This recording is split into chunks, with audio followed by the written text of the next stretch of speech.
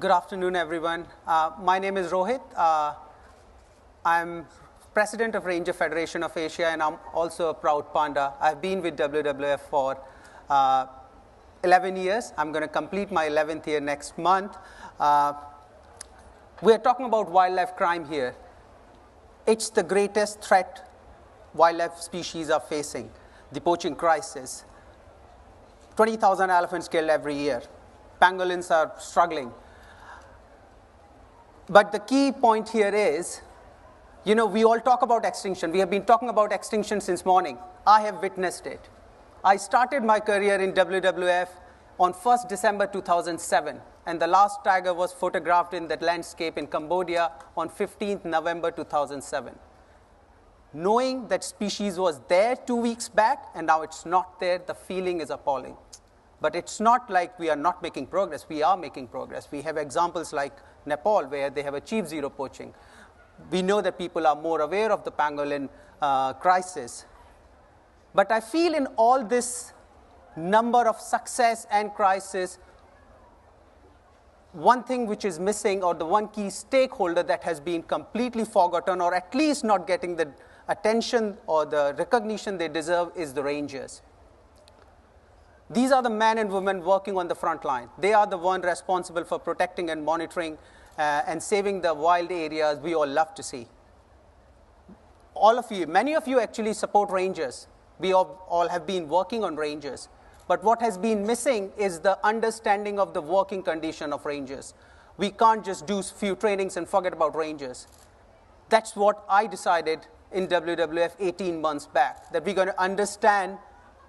As a WWF, world's largest conservation organization, we're going to understand the ranger working conditions better. And we delivered the largest ever survey done on rangers. We interviewed 5,000 rangers in 17 countries, 294 sites, protected areas and non-protected areas, just to understand what do they feel, what's their working condition. And the results are astonishing.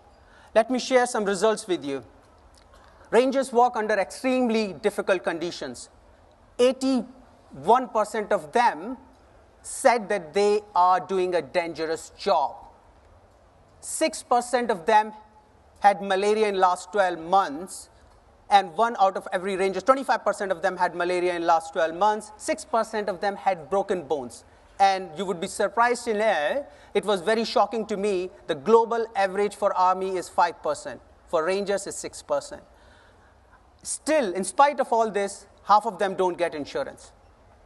Rangers are not trained. We are dealing with organized crime. We need an organized ranger community. We need more boots. We need better boots, better trained, better equipped, and we need responsible boots on the ground. But 36% rangers were never ever trained on anti-poaching work or on their anti-poaching activities. And refresher training, forget it. 60% of them have never had any refresher trainings. Also, another thing which we should not overlook is the communication support rangers need. Rangers are not able to talk to their own families. During the survey, we encountered one ranger. He said the worst aspect of being a ranger is his son calls him uncle because he visits his family once in 8 months. So rangers are not only physically stressed, but also mentally stressed. They are working in these remote locations with no resources and sometimes with no recognition. 60% of them don't have access to clean drinking water, a basic thing which we all expect. Average ranger salary is $9 a day.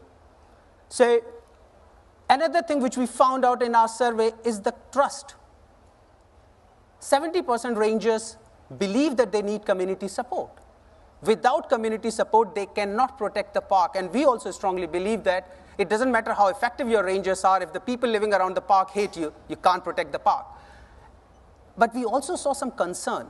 And that's where the trust deficit is. We need to bring rangers and communities together. Without them working together, it's not going to work. And Nepal is a good example where communities and rangers are working together. At the end, I would like to say one thing. It's great to talk about animal numbers, success, but let's not forget the rangers who are working on the front line. If we really want to stop wildlife crime, if we want to stop the bleeding on the ground, then we have to support rangers. Rangers are the one who are going to make this for us. It's good, it's very important and good to have intergovernmental declarations, but let's not forget the glue that's holding the on-ground conservation together. That's rangers. If we really want to protect wildlife, we have to make sure that we take the ranger support to a completely different level in fight against wildlife crime. Thank you. Thank you very much.